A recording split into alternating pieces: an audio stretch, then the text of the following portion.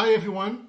Today we have with us Juanita Lopez. Juanita is based in Bogota, and she has been working and coordinating our efforts in impact in Latin America, in particular in South America. Juanita, thank you so much for having the time to be with us. May we start by you presenting yourself and what has been your work with Impact in the last year? Sure. Thanks, Fernando, for inviting me. Happy to be in your podcast. Well, my role here it's been started some months ago, and the idea is to come together with a network that works around impact and our impact proposal. In the moment, in Latin America or in South America, there was only Colombia, Brazil, and Chile were the other countries that had some practices there. And the idea is to bring all those capacities together in a more regional plan that bring together all the capacities, but also a vision of what can impact be from a regional point of view. So my role is being, from starters, build a plan, and this is a collective plan we've built with the other teams from the different countries of the region. Now we have a plan. The plan, I think it's been presented to the global board, which I think is it's great advance. And we have defined some of the what we want to get, what the understanding also the opportunity. I think. This is something new for many of the countries, and the idea of understand what the opportunity of impact is and how we can grab it. It's one of the biggest steps we've been working on. Fantastic, Juanita, and very aligned with that global ESG strategy. Part of that included the establishment of those emerging market accelerators with LATAM present there, where we've actually included a plan that you've prepared, focused initially on South America. Can you tell us a bit about that plan, and particularly what are basically what is your views in terms of growth opportunity in the region where we want to get in, and secondly, what are the sort of investments you think are required for us to get there? Sure. Well, I think we did last year an understanding, a baseline of where we were in terms of revenues. And we find that our revenues are around $3.5 million, but we know that we can get our ambition to 10 or around $11 million by 2025. Because that is the size of the market in the region, and we see a lot of signals from the market in terms of regulation, in terms of how companies are moving, in terms of public policy. But for that, we need like different areas of investment. So our plan basically has 5 lines of work. One first and very important, and it's of course in line with the ESG strategy as I mentioned.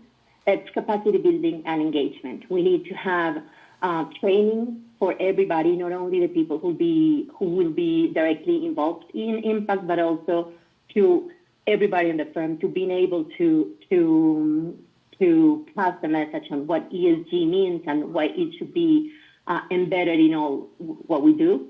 So this comes with rituals. For example, we are starting to have permanent conversations and meetings with the region in order to have engagement of leadership, in order to have a network that is strong, in order to share experience. We expect to have an impact hub for the region with professionals and specialists that are able to deliver also to clients. The second one is our regional business plans. We are working on that. Who will be our target? What kind of clients we want to focus on? Especially we want to focus on projects that have a regional scope. Then we have product development and knowledge management. We need to bring all those capacities of the firm and in terms of thought leadership, in terms of products too, and adapt them to the necessities of the region. So this will have strategic alliances or a knowledge portal too. We're thinking on how we can also do a strategy of knowledge management and being able to share all that knowledge and to also innovate in what the region needs. The fourth is brand positioning. We need people to start thinking about KPMG as an ally for ESG achievements, as an ally for what the SDG agenda means, or climate change in the region, and so we need to build networking in the country. Like, we need people to start talking about us. We'll have a communication plan also for that. And the five is corporate citizenship, and we need also to not only work for the outside, but being able to show how, as a firm, we have our impact plan, are able to also have these commitments achieved as it is planned in the KPMG impact plan. So those are the 5 areas we're working on, and I think the ambition is clear and also the opportunity for everybody. Very good, Juanita. And it has been, and I've been involved on some of these discussions, it has been a fantastic work since we started this probably a year ago. And now we have a team that meets regularly and discuss opportunities in the region, and you start to be very involved on many of these opportunities. If we look at ESG and our ESG strategy and our impact propositions, there are clearly areas that you see are more relevant to the region than others. Where are we focusing our investments? Where do we see in the region, particularly in South America, we need to invest more so that we can tackle all of those market opportunities?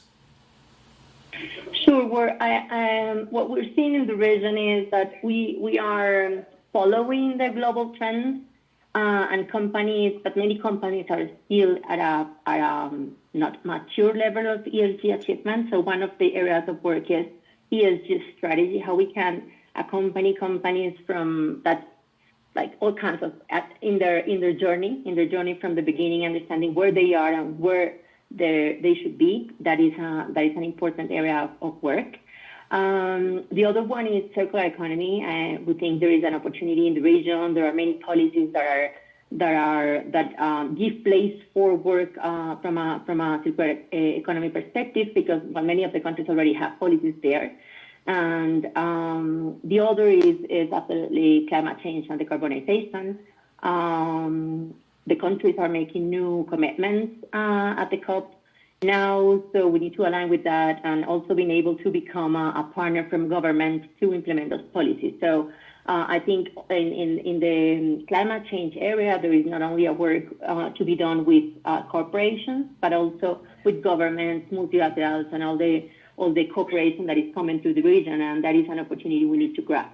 I think those will be the areas we will need to focus. Of course, reporting is also an area of interest, and we have important demands on that. So reporting will continue to be one of the areas we work on, and assurance, of course, that it comes with this need of transparency. Very good, Juanita. Very good. And one final question to you, Juanita. Doing all of those investments that you're putting in the plan on those different capabilities, what do you expect the size of the team will be by 2025? So how many are we today, and how many do you expect us to be in 3 years' time? Well, the inventory of how many we are working on that specifically in capacities. We have, because in Brazil there is a huge team. In the rest of the countries, I would say we are around 20, maybe 25 people in total.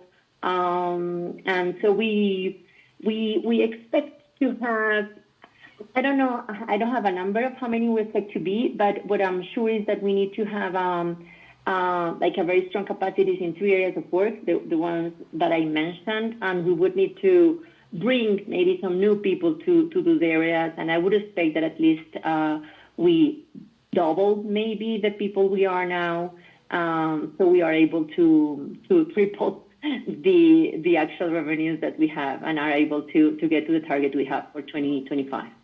Perfect, Juanita. Thank you so much for making the time to speak with me.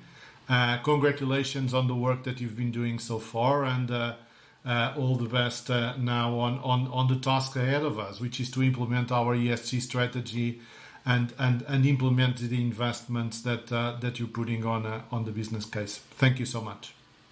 Thank you, Fernando. A pleasure.